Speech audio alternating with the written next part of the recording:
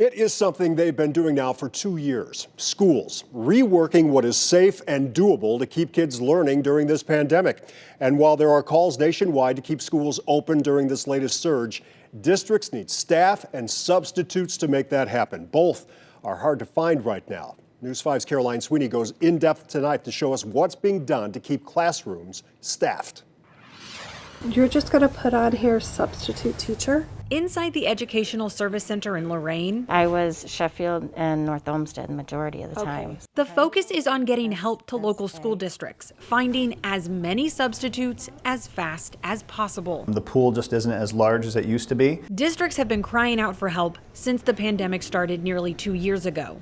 On this day, there was supposed to be a job fair here. The centers hosted them before. In the past, maybe 40 or 50. Today, only 10 people signed up, so it was modified. A tough break for districts who are upping pay and benefits and making access to licenses easier, so substitute teaching attracts more people. People like Stephanie DeVries. She's returning to the classroom as a substitute after nearly 20 years away.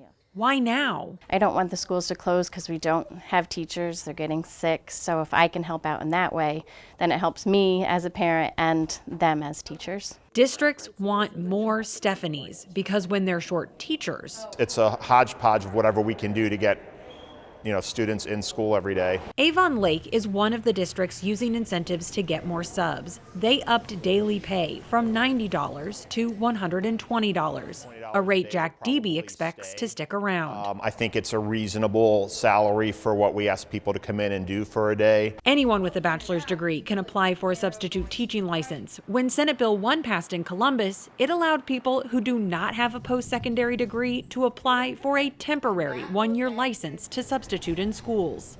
Caroline Sweeney, News 5.